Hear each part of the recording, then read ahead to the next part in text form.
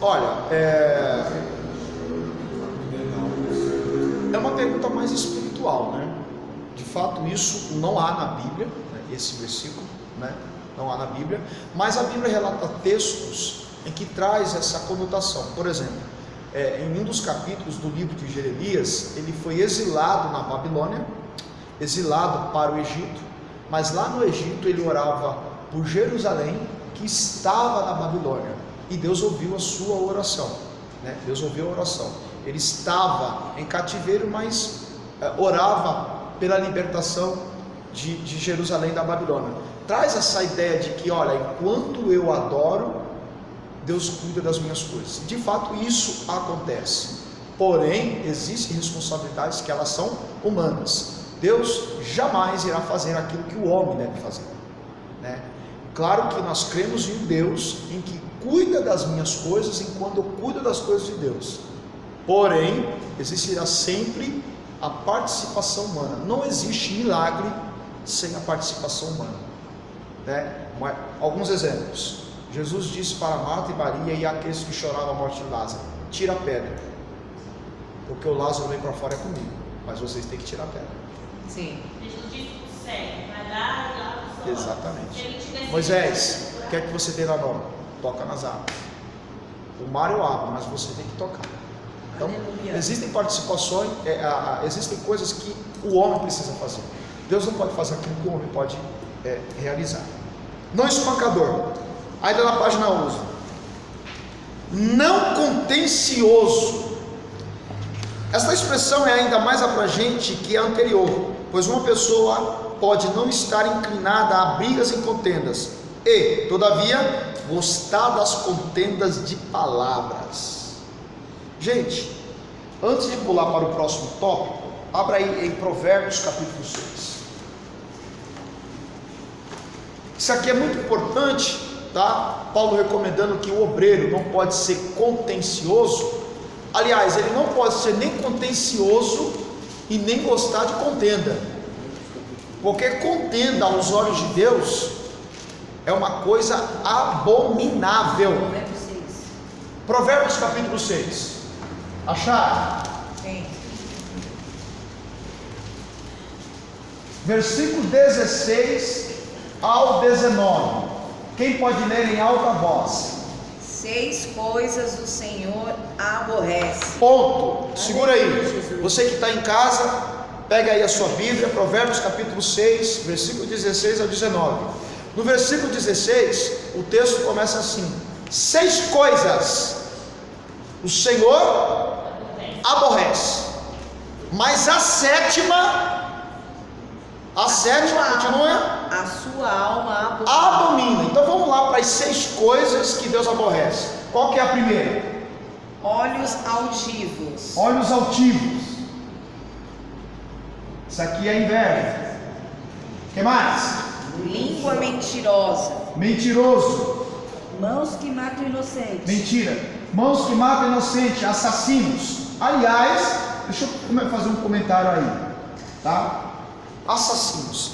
Aí explicitamente está dizendo aqui que 6 coisas o Senhor aborrece e a sétima sua alma abomina. Então, listando as 6 coisas que o Senhor aborrece: olhos altivos, inveja, língua mentirosa e assassinos, mãos que derramam sangue inocente. Porém, eu acrescentaria aí, tá?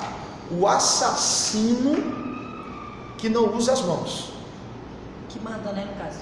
Usa as palavras. Professor, Exatamente. licença. Assassinos. Quem já matou? É assassino. Sim. Né? Quem já matou? É sim.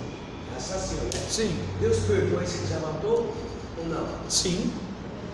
Deus perdoa, desde que não mate de novo. Deus perdoa. O homicídio é um pecado, né? O adultério é pecado, a mentira é pecado, roubar é pecado, falsa testemunha é pecado, pensar besteira é pecado. Então tá? Para Deus, o que dimensiona não é o pecado, é a consequência do pecado.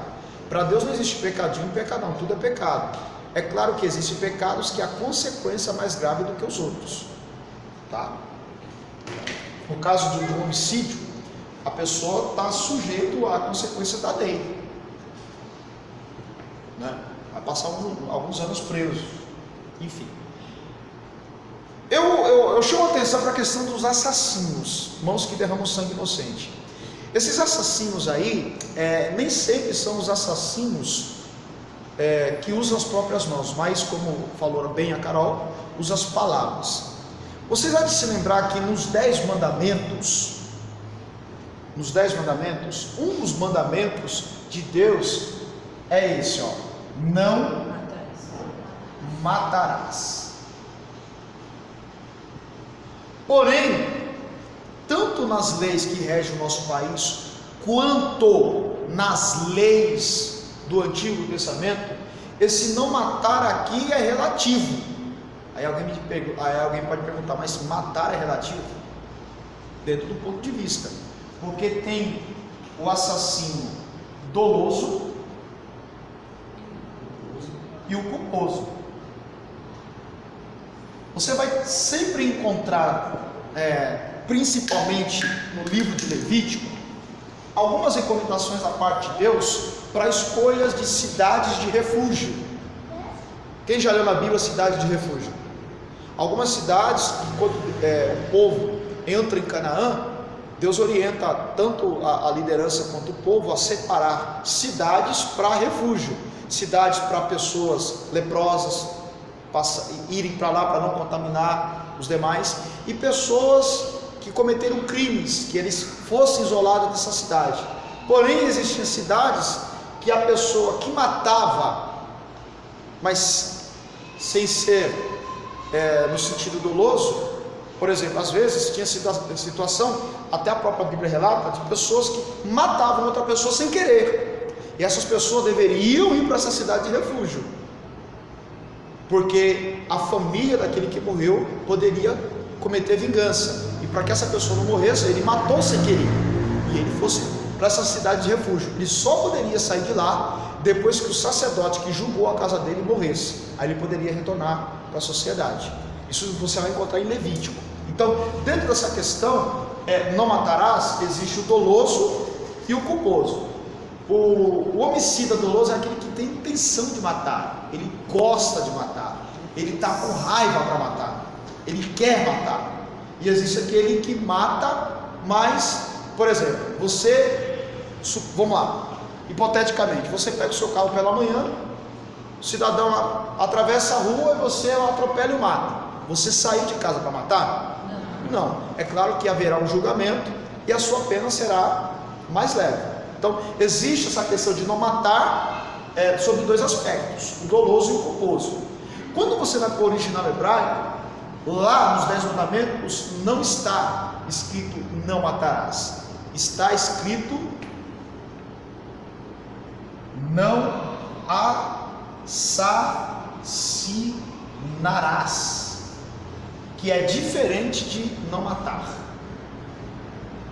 Matar e assassinar, dentro do ponto de vista, pode ser diferente, porque eu posso matar sem querer, mas o assassino, ele tem a intenção de matar. Por isso que Deus, lá nos 10 mandamentos, no original hebraico, ao invés de estar não matarás, está não assassinarás. Jesus uma vez foi questionado sobre essa questão de não matar, né? Jesus, ele vai dizer no capítulo 5, capítulo 6, o capítulo 7 de Mateus, ele vai explicar ou interpretar corretamente a lei para os fariseus que estão os questionando. Jesus vai dizer assim: ouviste o que foi dito, olho por olho, dente por dente. Ouviste o que foi dito, não matarás. Aí ele vai dizer: eu porém vos digo, aquele que disser raca ao seu irmão, já é réu do fogo do inferno. Está lá em Mateus capítulo 5, capítulo 6 e o 7. O que isso quer dizer? Jesus, ele vai utilizar uma palavra raca. Raca é quando alguém se refere a uma outra pessoa com ódio,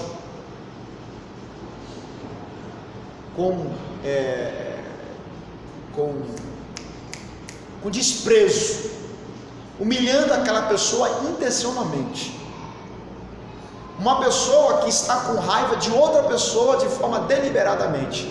Para esses, Jesus está dizendo que ele não usou as mãos para matar, ele usou as palavras, porque na boca de quem diz raca para o seu irmão, aquele seu irmão dentro dele já está morto. Quando alguém diz assim, eu tenho raiva daquela pessoa, ela já matou aquela pessoa dentro dela, e para Deus aquilo já é um homicídio. Homicida não é aquele que mata somente com as mãos, é aquele que mata com palavras. Se eu disser que eu tenho um ódio daquela pessoa de forma deliberada, o próprio Cristo está dizendo, você já matou ela dentro de você, então para você aquela pessoa não existe mais, então você é um assassino, e homicida não entra no céu. Então isso aqui é muito importante. É grave ou não é? Mas continue na listinha. Continua na listinha. Por isso que a palavra de Deus fala que a morte e a vida está no poder da palavra. Né, pastor? Hã? A morte e a vida está no poder A morte e a vida está no poder de uma palavra. Continue, pastora. Coração que trama projetos iníquos. Maus pensamentos. Maus pensamentos. Continue. Pés que se apressam a correr para o mal. Pés que se apressam para o mal. Testemunha falsa que profere mentiras. Falsa testemunha. 6 coisas, certo? Já deu? Ah, já. É porque tem continuidade. Testemunha falsa que profere mentiras e o que semeia contenda entre os irmãos. Então vamos lá. 6 coisas. 6 coisas. O próprio Deus está dizendo, eu aborreço. Mas a sétima, qual que é a sétima? Testemunha falsa. A sétima, a próxima. Contenda entre Que semeia contenda entre os irmãos. o que semeia contenda. Isso aí é forte, O que semeia contenda. Veja que 6 coisas Deus já aborrece. Eu falei sobre assassinato, eu não falei das outras coisas. Eu só falei de assassinar. É ou não é uma coisa grave? Sim. Mas para Deus tem uma coisa pior do que isso. Semear contenda. Como você semeia contenda? Semear contenda é colocar uma pessoa contra a outra, causar brigas, porque isso é justamente a oportunidade que o nosso inimigo busca. Porque veja bem, gente, a tática de Satanás não é apenas usar ataques externos, é usar armas que destrua por dentro. Eu vou te dar 2 exemplos disso, Levítico 10 e Atos capítulo 5. Em Levítico 10 diz a Bíblia que Deus matou Nadab e Abiú, sacerdotes, que ofereceram fogo estranho no altar. Atos capítulo 5, a Bíblia diz que Deus matou Ananias e Safira nos pés de Pedro. A pergunta que surge é: Deus é tão ruim e tão mau para matar essas pessoas? Não, foi necessário. Foi necessário Deus matar essas pessoas. E aí soa até estranho, né? Deus mata. Gente, Deus mata. A Bíblia diz: eu mato e faço viver. Quem é que mata? Deus. Não é a bala do revólver que mata. É verdade. Não é o homem que mata. Às vezes, sob influência maligna, os homens tiram a vida de outras pessoas, mas quem mata é Deus. Quem autoriza, quem assina embaixo para a pessoa morrer é Deus. Eles colocam uma doença, né? O médico coloca uma doença. Haja vista que a pessoa pode ser cravada de bala, mas não morre. É. Pois não. No dia que tinha lá no domingo, meu irmão foi lá em casa, ficou um mês comigo, eu dei resolver em São Paulo. Aí ele retornou para Minas na noite de sábado, domingo, 7 da noite.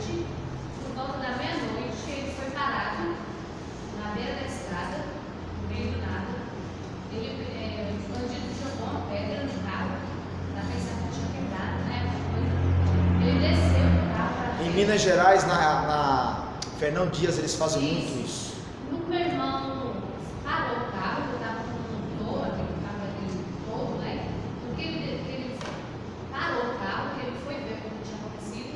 Um dos bandidos encostou, ele abriu a porta com força, um dos bandidos caíram, e você não chegou mais 3.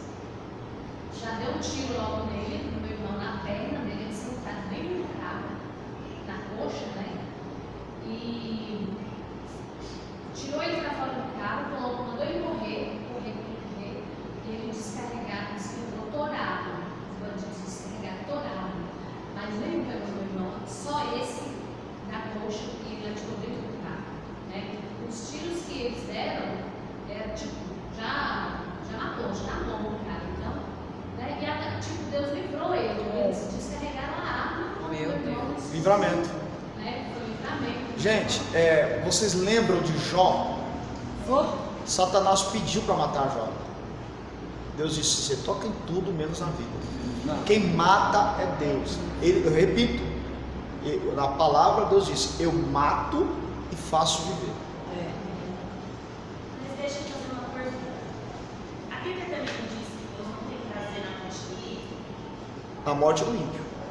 Mas Sim. aí, quando a gente, os nossos olhos, né, quem sou eu para dizer quem é ou não, acho que isso é dele, coração do Espírito Santo.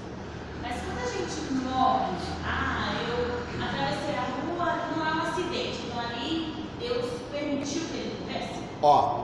Vou dizer, Deus mata e faz viver. Existem propósitos e propósitos de Deus. Se Deus, na sua palavra, diz que Ele não tem prazer na morte do ímpio, veja bem, aquele ímpio fez as suas escolhas. E existe uma coisa chamada de permissão de Deus. Deus permitiu devido às escolhas daquela pessoa. E a morte chegou. É uma coisa que eu chamo de permissão. Não tem outra palavra para definir isso. É aí que entra o texto. Ele não tem prazer na morte do ímpio. Mas o ímpio fez as suas escolhas. E por causa das suas escolhas, Deus permitiu. Pastor, pode acontecer, isso aconteceu com meu pai, tá? Pode acontecer de Deus descer essa cultura. Deus fala, Deus desce essa cultura, mas não permite a sua alma. Sim. Deus permite que a morte chegue para que a alma seja salva. Quantos e quantos casos de pessoas que tiveram várias oportunidades de se converter, de se entregar para Cristo, mas nunca se entregou. E no momento da morte, em determinado momento, Deus permitiu que a morte chegasse para que aquela pessoa fosse salva. Meu pai. Sim. Eu tenho um exemplo na família também. Mas vamos lá, continuando. Então, observe aqui que essa questão de contenda, ela é muito forte. Porque a contenda, ela separa os irmãos. E Jesus, ele disse em Mateus 12: casa dividida não subsiste. O que causa divisão? Contenda. Os semeadores de contenda não ficarão impunes. Isso aqui tem que servir para nós. Nós somos um corpo. Vocês são obreiros, mas são um corpo. Eu já disse aqui, torno a dizer: vocês não são mais normais. O rebanho tem que olhar para vocês como um corpo unido. Corpo unido. Se isso aqui abomina a Deus, a gente tem que fugir disso aqui. É claro que você não concordar, você achar ruim determinada coisa, isso é até normal. O que não é normal ou o que é anormal é você virar a cara. E também assim, eu acredito que dentro da igreja, dentro do ministério, sempre vai haver situações, né? Sim. Mas eu também entendo que o líder, quando duas pessoas têm um tipo de atrito, foi conversado, e isso a gente vê que ainda há uma faísca, tem que ser preservado, tem que tirar os dois. Entende? Tem que tirar os dois até resolver. Até resolver. Exatamente. Pôr um de frente a frente resolvendo, Sim. ali resolveu. Por isso que eu falo que Vida que segue. quem aqui já participou de reuniões de obreiros? Existem reuniões que são até leves, né? Eu já vi um dia, não sei se eu contei aqui, que o pastor chegou e trocou ele da igreja. Foi, porque ele queria levar a cadeira. Ele queria levar a cadeira. Não, eu vou, mas a cadeira é minha porque eu comprei. Meu Deus. Ó, a gente vai direto e a gente termina um pouquinho mais cedo, a gente faz um café, tá? Tá bom. Então vamos lá. Dentro dessa questão de semear contenda, e aqui Paulo ele diz assim que não deve ser contencioso. Tem mais um texto que eu gostaria de ler com vocês, Mateus capítulo 5. Bora lá, Mateus 5. Mateus capítulo 5, você de casa também, é muito importante vocês irem acompanhando, tá bom? Mateus capítulo 5, se eu não me engano, ou é o versículo 5, ou é o versículo 7, que Jesus diz assim: bem-aventurados pacificadores. Sim. É o 5? Bem-aventurados mansos, porque Não, os pacificadores. Pacificadores? É o 5, 9. É o versículo 9. Mateus capítulo 5, versículo 9. Bem-aventurados os pacificadores, porque serão chamados filhos de Deus. Olha só, bem-aventurados pacificadores, porque serão chamados filhos de Deus. Eu não sei se você já percebeu. Advogado. Ó, Ser pacificador é dom, não é? é um dom. Veja bem, eu não sei se você já percebeu que existe uma diferença entre pacificador, pacificador E advogado.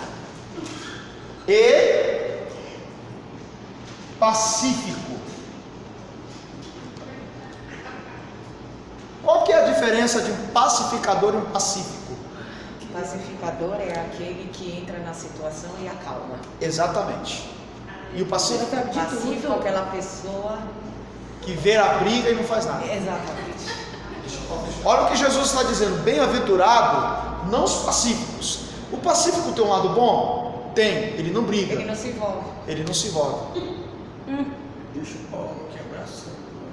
Exatamente, mas Jesus está dizendo: bem-aventurados o pacificador, que vê a briga e vai lá para separar. Mas quando você não tem nada a ver, aí tá comendo pasta. Aí fala, Meu Deus. Não, depende do contexto, né? Ai, Jesus.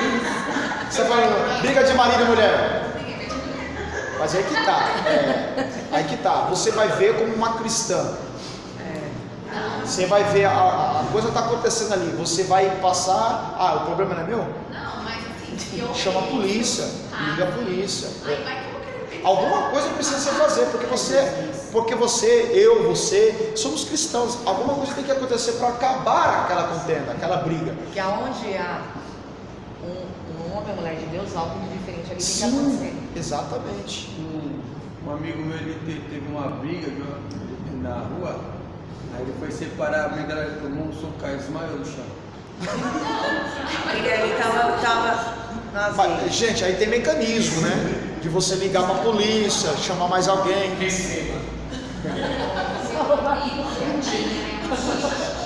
vez estava numa festa e viu um casal brigando e o parceiro estava batendo na esposa e ela entrou no meio para separar. E depois, e o cara chorando, né? Depois de um mês, ela voltando da faculdade, isso era meia-noite, ele seguia, ele começou a seguir ela, então foi um mundial chegando da faculdade, meia-noite, não. Aí ele pegou, ela escutou, ele chamando, né? Ela olhou para trás, ela olhou para trás, ele deu 3 tiros, né? Ele matou, né? Veja bem. Eu até entrava em briga assim, eu separava, mas depois disso eu. Veja bem, é claro que tem lugares, momentos para se fazer isso, tá? Aqui o contexto é contexto cristão, né? Quando a gente vai para o contexto lá fora, é claro, o contexto lá fora, então não preciso entrar. Não. Dependendo da situação, faça alguma coisa para evitar o pior. Mas existem situações que ali, a partir daquela porta para fora, nós estamos no reino das trevas. Toda vigilância, ela é necessária. Eu não estou dizendo que a irmã está errada, a irmã está certa dentro desse contexto. Mas se tratando de corpo de Cristo, aonde tiver problema, a irmã não pode agir como alguém que esteja jogando gasolina no problema. A gente tem que nessas horas ser o bombeiro. apagar o fogo, o incêndio, para que o problema não se cresça. Porque veja bem, qual que é a visão que Jesus tem da igreja? Essa é a visão que Jesus tem da igreja, tá, gente? Ó, O elo. exatamente. União.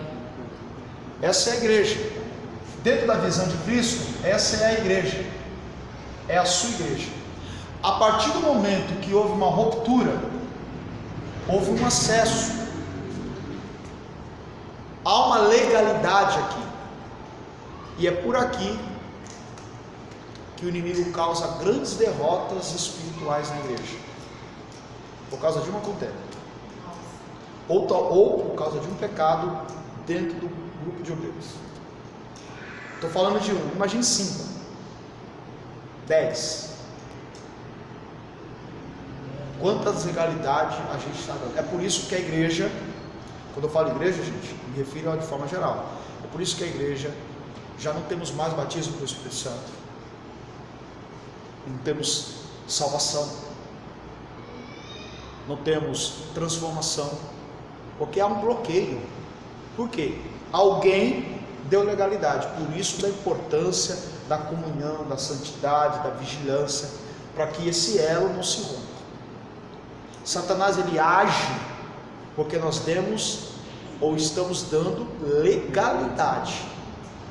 Legalidade.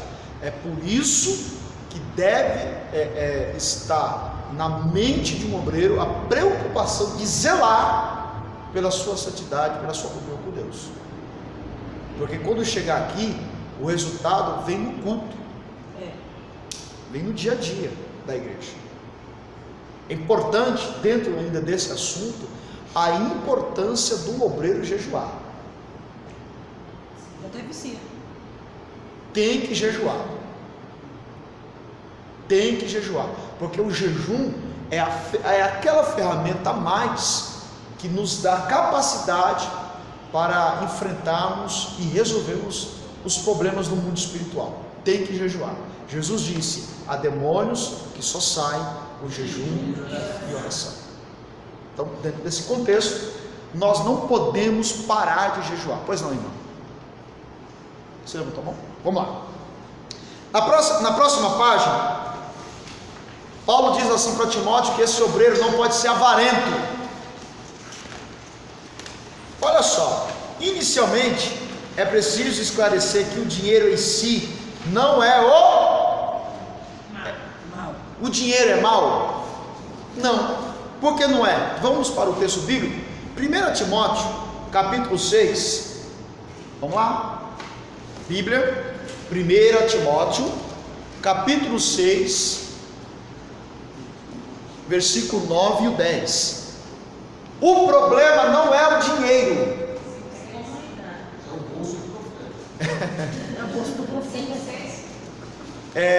Capítulo 6, 1 Timóteo, capítulo 6, versículo 9 e o 10.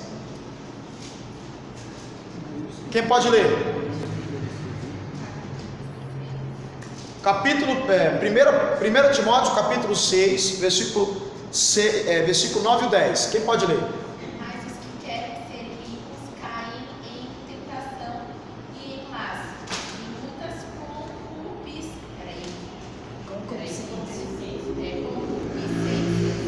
loucas e nocivas, que submergem os homens na perdição e ruína, porque o amor do dinheiro é a raiz de toda a espécie de males, e nessa cobiça alguns se desviaram da fé e se transpassaram a si mesmos com muitas dores. Olha só, olha o que Paulo está dizendo para Timóteo.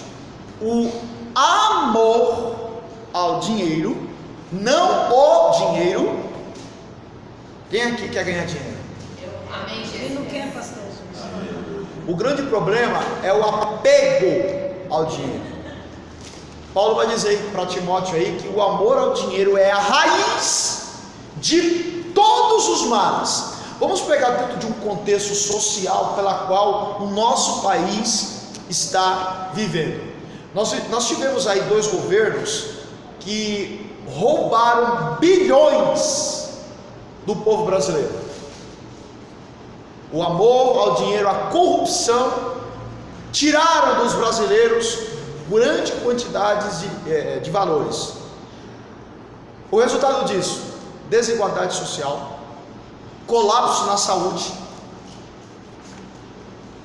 distribuição de renda desproporcional, o rico cada vez mais rico e o pobre cada vez mais pobre. O amor ao dinheiro é a raiz de todos os males. Por causa de dinheiro se matam, por causa de dinheiro se divorciam, por causa de dinheiro se casam, Se afasta da presença de Deus também. por causa de dinheiro se afasta da igreja, da presença de Deus. Então, o amor ao dinheiro é a raiz de todos os males. E quando Paulo diz assim, que esse obreiro não pode ser avarento, Paulo está falando que obreiro, aqui gente, obreiro tem que ser dizimista. Aleluia, Jesus. Voltando ao assunto do dízimo, tem que ser dizimista. E o que é dízimo? É 10% do seu salário. Não é 9%, não é 11%, é 10%. Eu já disse aqui, que a última parte do nosso corpo que se converte é o bolso. E isso tem que ser quebrado. Paulo está dizendo que esse obreiro não pode ser avarento. E outra coisa, eu abriria até uma exceção em relação ao dízimo, não só ao dízimo, em relação ao desejo desenfreado que alguns têm para ganhar dinheiro e se esquecer que o óleo caiu na cabeça dele. Tem isso mesmo. Gente, eu entendo que todos nós precisamos trabalhar. Eu entendo que às vezes a empresa pede que você fique mais tempo trabalhando, fazendo horas extras. Só que você precisa separar as coisas. Tempo para Deus. Tem gente que some da igreja, quando você vai ver, está lá se matando fazendo hora extra. Se esquece de cultuar. O dinheiro que ele vai ganhar na hora extra, ele não vai usufruir. Não vai dizimar. Não, ele pode até dizimar, que Deus abençoa, mas esse tempo que ele gastou, ele não vai usufruir. Deus, ele é tão sábio, gente, que ele trabalhou 6 dias, no 7º ele descansou. O maior exemplo foi Deus. Então assim, de repente, a liderança da igreja, pastora, coloca o cidadão para fazer determinada coisa, separa ele para determinada função como obreiro do Senhor, mas ele some da igreja, aí vai ver, está trabalhando, se matando. Não.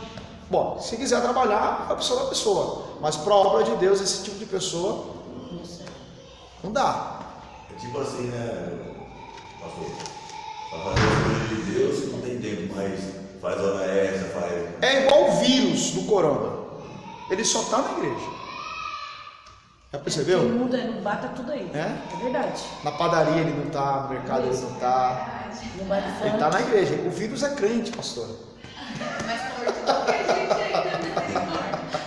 Ô pastor, deixa eu te Pois fazer é. uma pergunta. Quando a gente dá mais que 10% no dízimo pra, assim, você deu mais, tá valendo ainda? Eu recomendo. Já é oferta. Claro que está É valendo. aqueles 10 e aqueles 90 que nós conversamos, Sim. né? Os 90, aí é você quem Sim, sabe, é né? propósito pessoal de cada um. Sim. Né? Mas Deus ele é específico.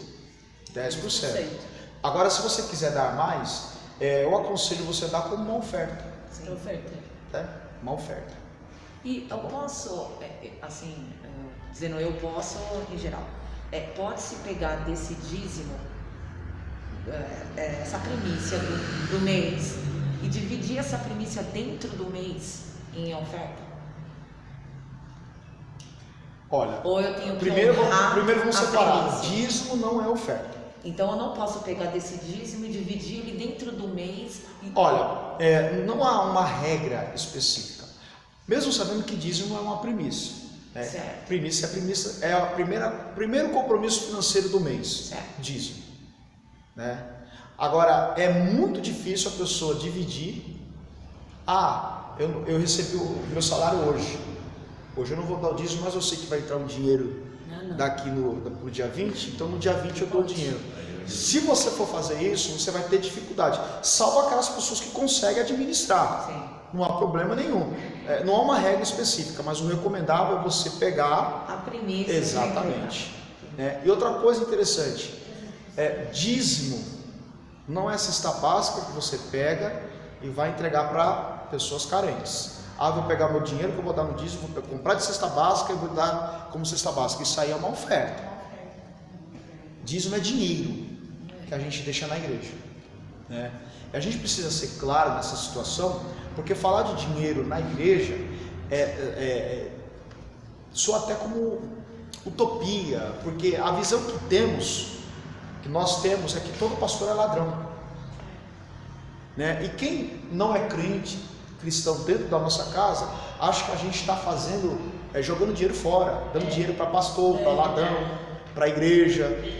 Interessante que quando nós estávamos no mundo, nós gastávamos com cigarro, com bebida, com prostituição, e não era desperdício. Agora, dar dinheiro na igreja é desperdício, Então, esse é o ponto de vista. Então, dízimo não pode ser trocado em cesta básica. Eu vou pegar meu dízimo hoje, vou comprar cesta básica e vou dar para a igreja. Não, isso aí é oferta. Só a irmã lá atrás. Todo dinheiro que a gente pegar, a gente tem que dizimar. Isso se refere também quando a pessoa trabalha numa empresa e ela recebe dinheiro da passagem dela. Também tem que dizimar?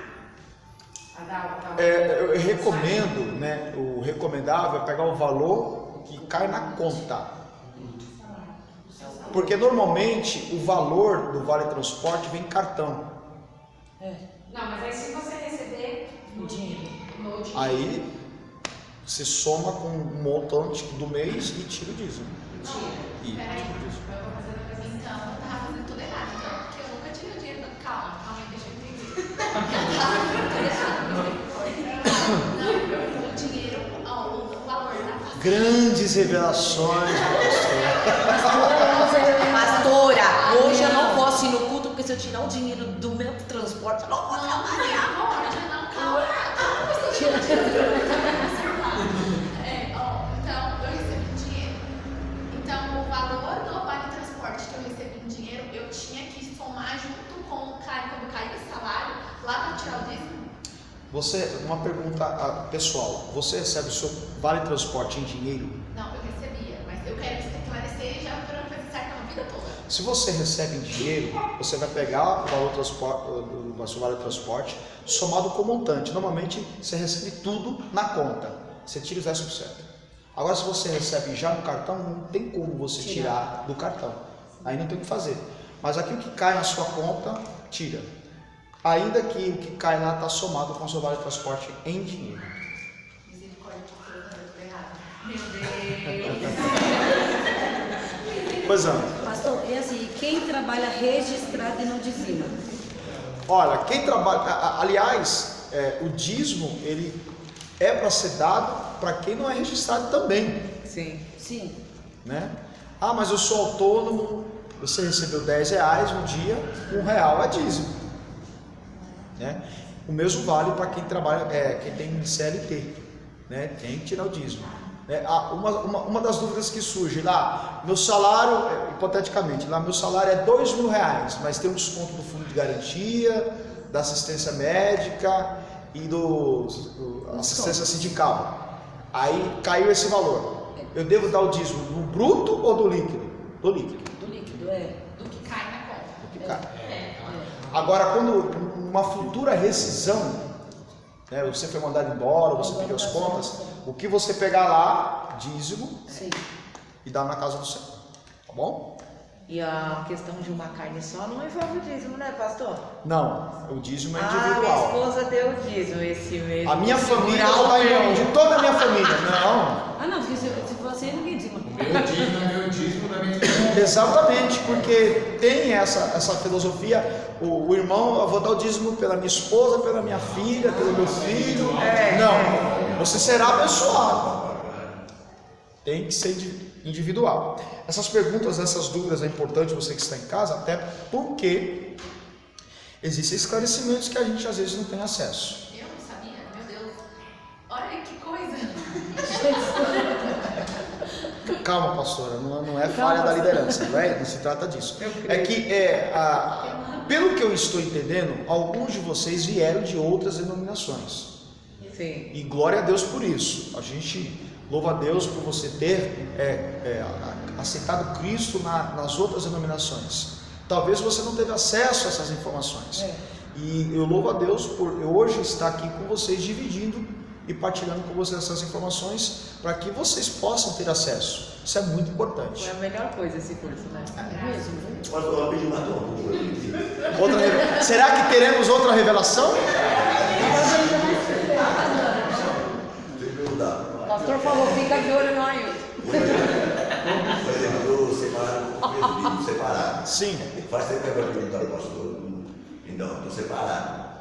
Aí, mas quer dizer que eu ainda não estou exercendo o cargo de presbítero, né? Sim. Aí Você não é presbítero ainda. Não, está separado. Você está separado a presbítero. Então, portanto, você não pode exercer a função de um presbítero. Qual que é a função de um presbítero? Orar pelos enfermos, ungir, auxiliar diretamente o pastor, fazer visitas, orar pelos enfermos, levar ceia junto com os diáconos. Isso é a função de um presbítero.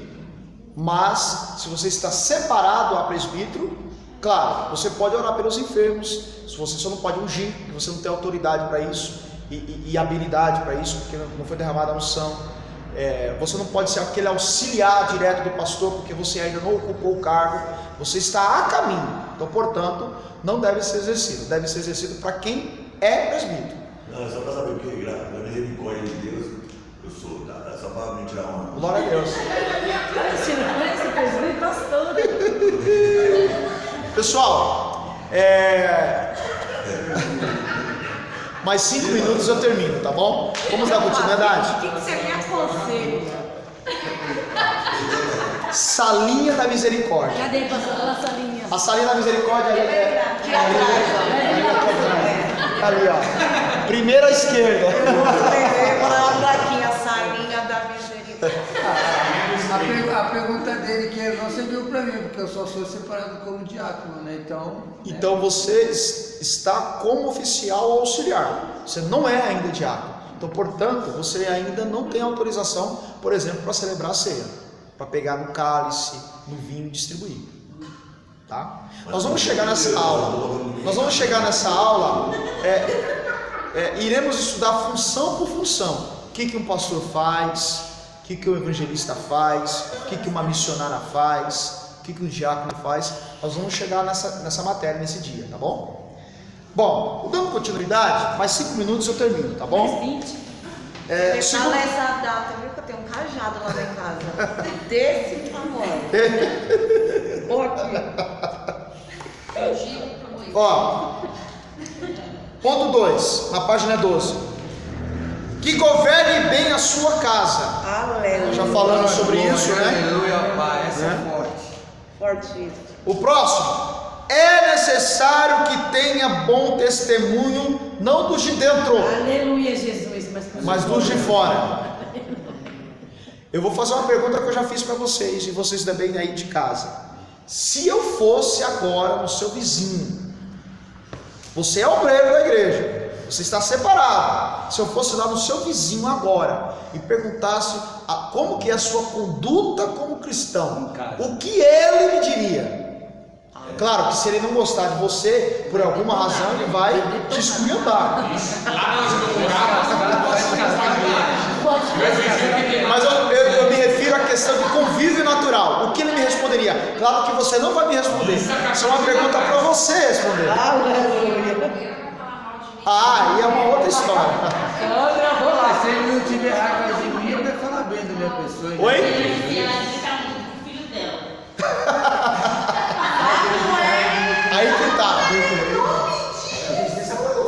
Aí que tá. Algumas coisas devem ser evitadas, porque o pastor Hernandes Dias Lopes, ele escreve nos seus livros mais ou menos o seguinte: que nós cristãos devemos pregar o evangelho não só aos ouvidos, mas principalmente aos olhos dos que nos veem. Eu tenho essa maneira, de todo mundo que vai na minha casa, eu sempre na mesa, para tomar café e começo a falar de Deus e não paro mais. Ô glória! Isso é importante. Então, interessante que os testemunhos devem vir dos de fora. Eu abro uma exceção aqui. Normalmente, alguém que é separado para determinado cargo, normalmente as pessoas de fora, quando eu digo de fora, eu falo de fora do grupo de obreiros, eu falo de ovelhas, falam bem dessa pessoa. Então aí é um indicativo de que essa pessoa, se for colocada nessa determinada função, ela se dará bem, porque ela tem testemunho das ovelhas. As ovelhas gostam. Gente, deixa eu falar uma coisa para vocês. As ovelhas, claro que você não vai deixar de ser ovelha, mas quem está aqui ou está a caminho do ministério, as ovelhas têm que gostar de vocês. Vocês têm que fazer por onde das ovelhas amarem vocês. A partir do momento que algum de vocês fizer algo que desaponte uma ovelha, que faça com que a ovelha olhe para você com outros olhos, você perdeu todos os requisitos, o valor. Você pode estar pintado de ouro. Então, o que chama a atenção aqui é que as ovelhas precisam falar bem de você. Não é você que tem que falar de você. Faça de tudo para as ovelhas gostarem de você. Você é obreiro. Eu disse aqui que você não é mais uma pessoa normal. A gente ficou com problema. Agora, se você tiver problema de relacionamento, resolva logo. De repente, isso é normal. Igreja, né? Qual é a igreja que não dá problema? Tem problema, né?